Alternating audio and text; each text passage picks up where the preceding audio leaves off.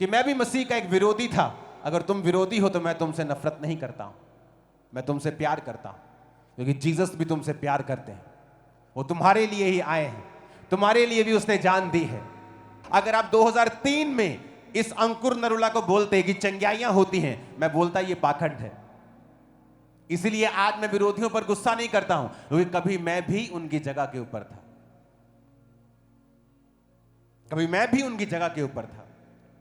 अगर वो लोग मुझे मार देते मसीह को गाली निकालने के कारण, तो आज मैं लाखों को प्रचार नहीं कर रहा होता। अगर यीशु मसीह ने धर्म बनाना होता तो हम बोलते। कानून इजाजत देता है धर्म परिवर्तन की, लेकिन जीसस धर्म परिवर्तन करने नहीं आए हैं, यह भी सच्चाई है।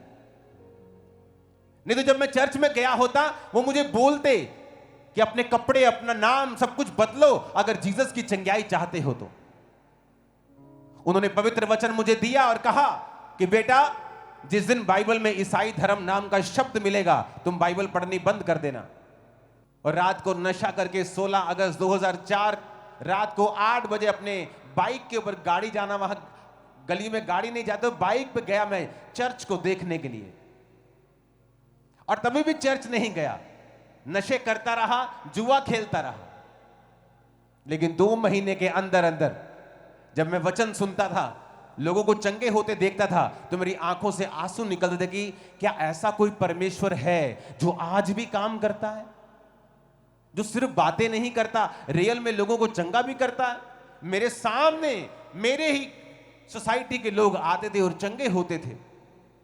आप किसी को एक दिन बेवकूफ बना सकते हैं, 2 दिन बना सकते हैं, 10 महीने तक बना सकते हैं, लेकिन क्या आप सालों साल, सारी उम्र किसी को बेवकूफ बना सकते हैं?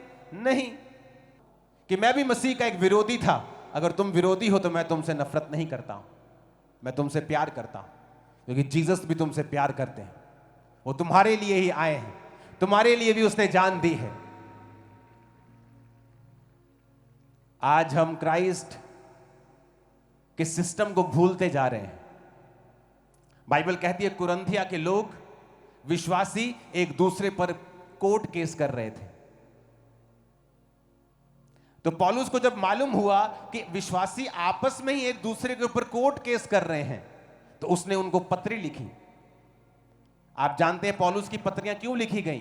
क्योंकि पौलुस जब कलीसिया स्थापित करता था, तो कलीसिया की यह आदत होती है लाइन से अलग चलना। तो पौलुस को जब समाचार मिलते थे कि इस कलीसिया में ये हो रहा है, इस कलीसिया में ये कमी है, इस कलीसिया के लोगों में ये कमी है, तो वो दूर से पत्रियां लिखा करता था। और उन्हीं पत्रियों को आज हम पढ़ते हैं और आशीषित होते हैं।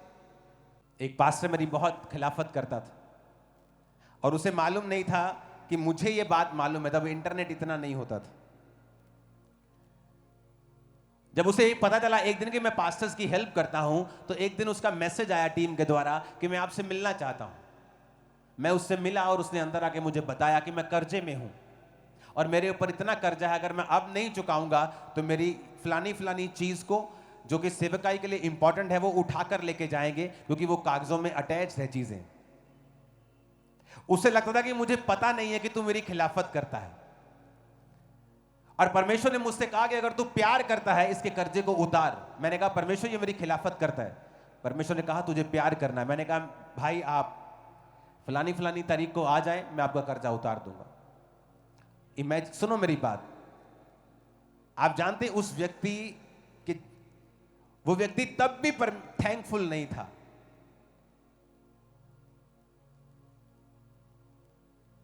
लेकिन उसका कर्जा मैंने उतारा, क्योंकि अगर मुझे पैसा ही चाहिए, अगर मुझे सिर्फ पैसा ही कमाना है, मेरे पास दुनिया ओपन है। मैं दुनिया के किसी कोने में जाकर काम कर सकता हूं। मैं एक बिजनेस घराने से हूं, मैं जहां भी जाऊंगा कामयाब हो जाऊंगा, मुझे पता है, मैं मेहनती हूं। अगर मुझे पैसा ही कमाना है तो दुनिया खुली है मेरे सामने। मैं इंडिया में नहीं, यहां काम नहीं कर रहा होता। शायद इसीलिए परमेश्वर ने मुझे ज्यादा दिया है। मुझे भरोसा रखता है कि मैं उसको मिसयूज नहीं करूंगा।